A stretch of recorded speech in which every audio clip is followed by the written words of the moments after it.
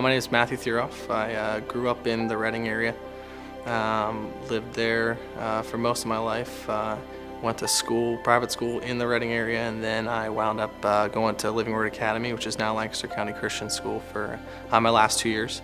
Went to Liberty University, where I met my wife, and so she moved up here. Last 2 years we've been going to church here.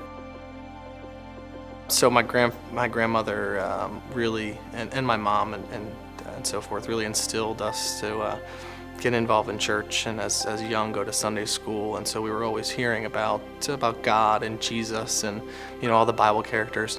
In Christian school is when I really heard like the gospel message, and I got saved when I was I think first grade. The specific teacher I had really helped push the message of how he died on the cross literally for each and every one of us. And although I was 6 or 7 years old, it really hit home that someone really would go to that length and die on the cross and have to face and endure all the torture that he did for me as Matthew Thierolf. As I was having devotions, one verse really impacted me, and it was Joshua 24:15, and it really talks about Joshua.